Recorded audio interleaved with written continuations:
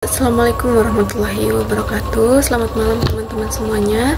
Sebelumnya perkenalkan, nama saya Dian Permana Putri dengan NIM channel 23014. Di sini saya akan memaparkan materi mengenai aspek fiskal dari aset lancar berupa beban dibayar di muka. Nah, apa itu beban dibayar di muka? Beban dibayar di muka yaitu pembayaran biaya di awal periode yang manfaat ekonomisnya baru dinikmati kemudian. Dalam akuntansi, pos ini dimasukkan ke dalam aset lancar karena perusahaan masih memiliki hak atas manfaat tersebut. Contoh beban dari dibayar di muka yaitu pembayaran sewa gedung, sewa kendaraan, premi asuransi, serta biaya perawatan yang dilakukan sebelum digunakan. Beban dibayar di muka sebagai aset lancar. Pada saat pembayaran dilakukan, perusahaan belum dapat mengakuinya sebagai biaya. Oleh karena itu, pencatatannya ditempatkan dalam aset lancar dengan nama beban dibayar di muka. Seiring berjalannya waktu, nilai tersebut dialokasikan sebagai beban dalam laporan laba rugi sesuai periode manfaat yang diperoleh, sehingga laporan keuangan lebih akurat. Akuntansi komersial beban dibayar di muka. Dalam akuntansi komersial, pengakuan beban dibayar di muka dilakukan menggunakan prinsip akrual. Biaya yang dibayar di muka dicatat sebagai aset, lalu secara periodik dialokasikan menjadi beban sesuai masa manfaat. Prinsip ini memastikan bahwa pendapatan dan beban dicatat pada periode yang sama, sehingga laporan keuangan lebih wajar dan dapat dibandingkan. Selanjutnya ada akuntansi fiskal beban dibayar di muka. Perbedaan dengan akuntansi komersial, akuntansi fiskal mengacu pada prinsip realization dan deductibility, artinya beban baru bisa diakui apabila benar-benar terjadi dan manfaat ekonomisnya sudah dipakai dalam periode pajak berjalan. Dengan kata lain, beban dibayar di muka tidak bisa langsung diakui penuh pada awal periode. Nah, perbedaan perlakuan komersial dan fiskal. Akuntansi komersial menekankan pada penyajian laporan keuangan yang wajar sesuai standar akuntansi. Sedangkan akuntansi fiskal lebih berorientasi pada aturan undang-undang perpajakan. Akibatnya, tidak semua beban dibayar di muka yang dicatat secara komersial dapat diakui sebagai biaya fisik, sehingga sering timbul koreksi. Nah, dampak perbedaan perlakuan. Perbedaan ini membuat perusahaan harus menyusun rekonsiliasi fiskal setiap akhir tahun pajak. Tanpa rekonsiliasi, laba kena pajak bisa berbeda jauh dari laporan komersial.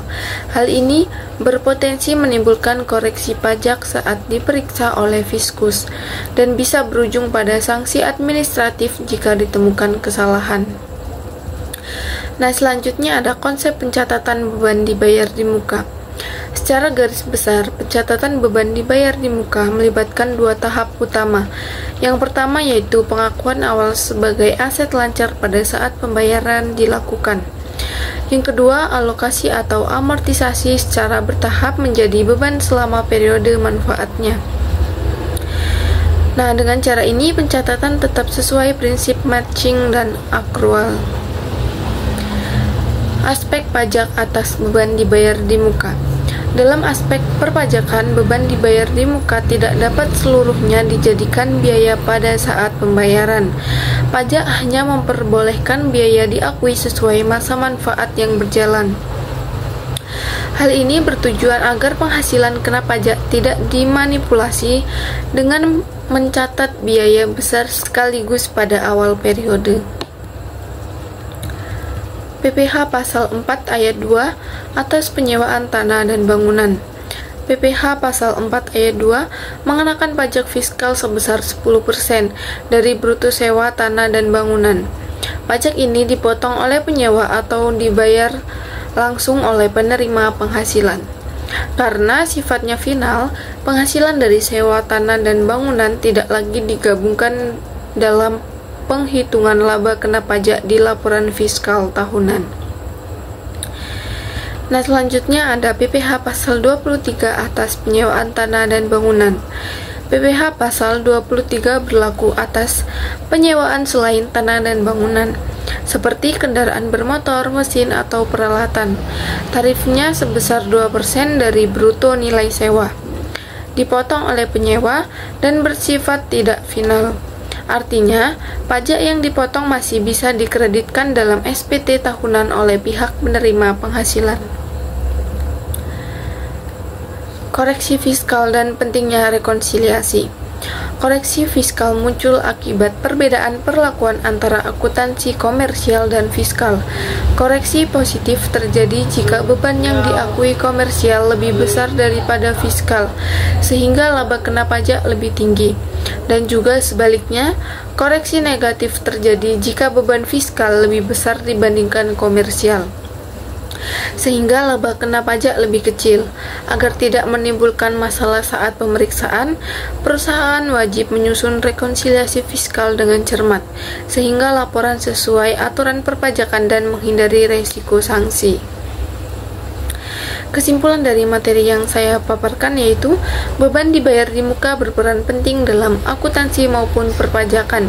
Perbedaan perlakuan antara akuntansi komersial dan fiskal sering menimbulkan koreksi pajak, sehingga diperlukan rekonsiliasi.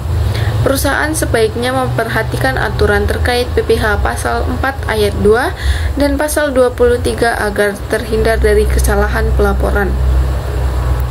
Selain itu, penguatan kepastian SDM akuntansi dan perpajakan juga penting untuk mendukung kepatuhan pajak dan meminimalkan risiko koreksi.